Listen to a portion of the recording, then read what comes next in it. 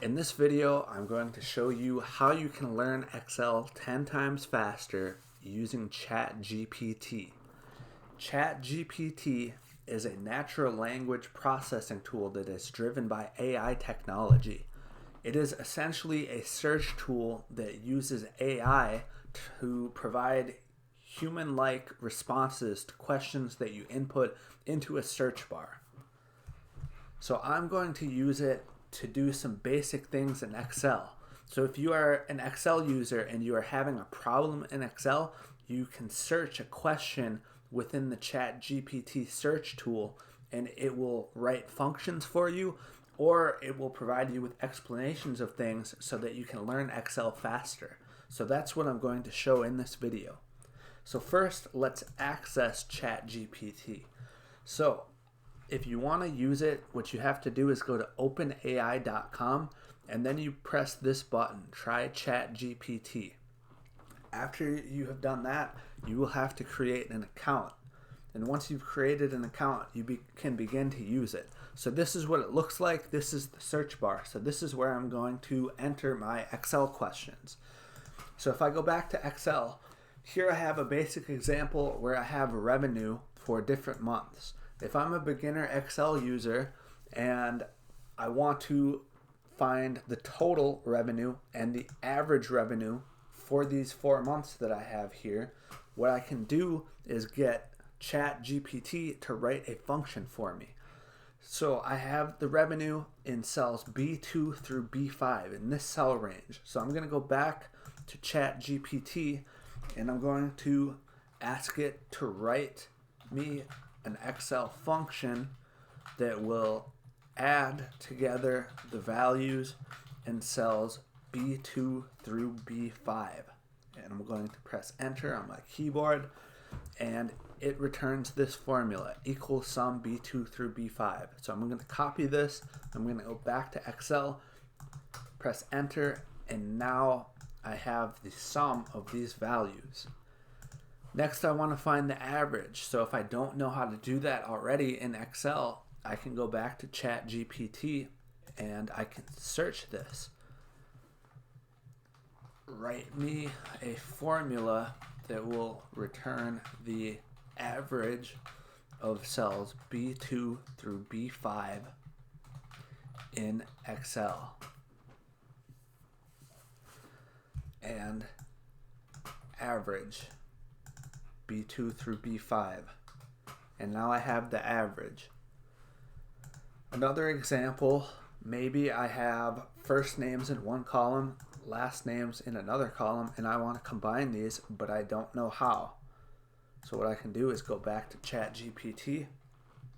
How do I combine two cells together in Excel?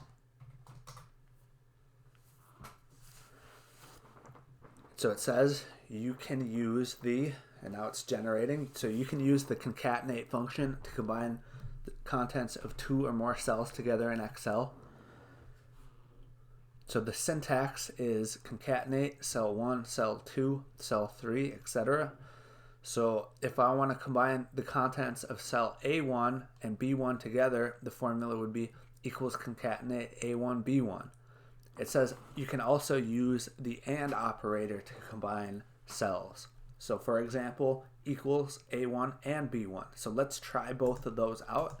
So it says to use concatenate, so equals concatenate and A1, B1.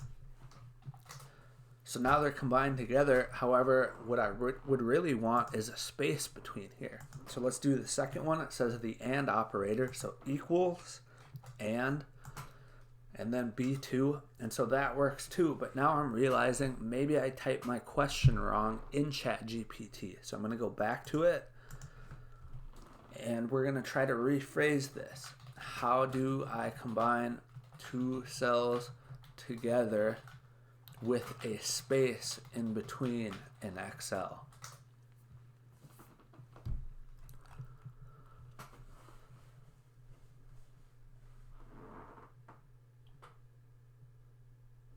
Sometimes it does take a little bit to generate a response, but usually it is fairly quick. So you can see it's processing right here. So it says to still use the concatenate function with a text string containing a space to combine the contents of 2 or more cells together with a space in between in Excel. So the syntax, cell 1, and then a space inside quotation marks. And then it provides an example. So if I want to combine A1 and B1 together, it would be equals concatenate A1, comma, space and quotations B1, and they will be joined together with a space in between.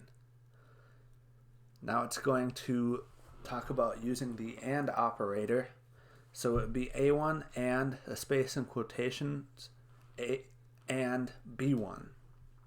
So let's try both of those out. So it just says to modify the formula by adding a space in quotations, and that works. And then the other one is a space in quotations and another AND symbol, and you can see that works.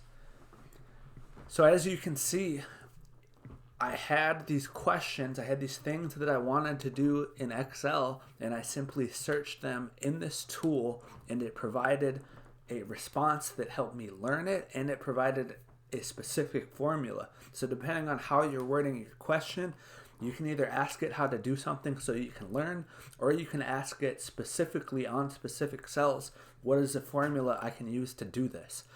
So this is going to change learning forever. It is very useful, as you can see. And in this example, I only went over some very, very basic examples, but you can even use it for more advanced things.